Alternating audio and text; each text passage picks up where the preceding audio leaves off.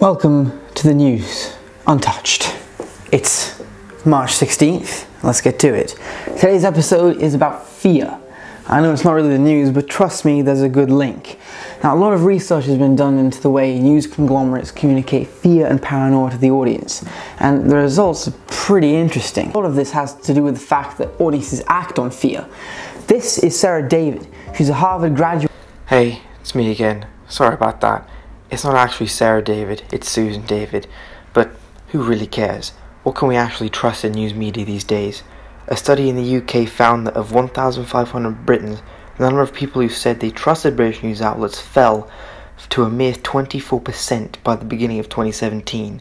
That is not good. In human psychology, and she comes around the idea of mortality salience, the idea that when we're presented in a scenario where our life is at risk, we tend to become more bigoted, we're more likely to stereotype, and we're more likely to rationalize. And these are three really important points. The problem is, though, these massive news conglomerates, Sky News, Fox News, CNN, Russia Today, they've noticed too. In US media in particular, especially on TV shows, right-wing media tends to have a lot of sensationalism packed behind it, and it gives them a really notorious reputation for bad publicity. News programs often display fear and paranoia to audiences to highlight something and influence their behavior.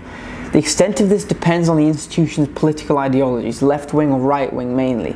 CNN communicates paranoia less through its own reporting, but by exposing third-party examples, distancing itself from the other popular right-wing cable companies. With this in mind, news conglomerates are adjusting the ways in which they deliver news media to their audiences. This could be through lexical terms, the use of graphics on their channels, and also the number of guests that they have on. Just look at these examples. Gives a good insight. For all-out war during the Olympic Games. Who writes news copy? Russian bots. Sam Nunberg speaking out. Tanks and planes were out once again, and they were rehearsing for mass death. Dismembering abortion. That's okay with her. The New York Times is trying to distract you. They have a story that Trump wanted Mueller fired sometime last June, and our sources, and I've checked in with many of them, they're not confirming that tonight. And how many times has the New York Times and others gotten it wrong? The platform really fueling this fear and paranoia in news media today is, ironically, news media's demise. Social media. It's a place where we can all converge on one platform, be anything we want, do anything we want, and say anything we want. It's a democratic place that we can all go to escape and gather information. The problem with this is, though, humans these days have been so self-obsessed with gathering information like tweets, Snapchats, likes, instantaneously, that we're struggling to tell the difference between what is real and what is not. And that's the problem.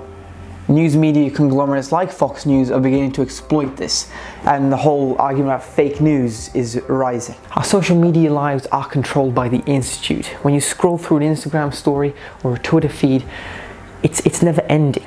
We're constantly mimicking the idea of a slot machine in a casino. Think about it. We always want to try again and see where our luck lies.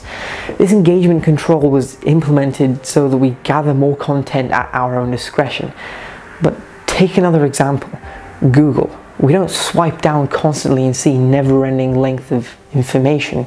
We have to go to the bottom of the page and click next. This is what experts call pagination. And a lot of media impacts depends on two things. One, how well connected you are to the internet or other media platforms. And two, for how long you expose yourself to these things. Fear-mongering in the news has never been a secret. Media theorists have been quick to get on this. In the 1970s, a man by the name of George Gerbner, this guy here, came up with the idea of cultivation theory. The idea that the more time we spend watching TV, the more likely we are to be influenced by what we see.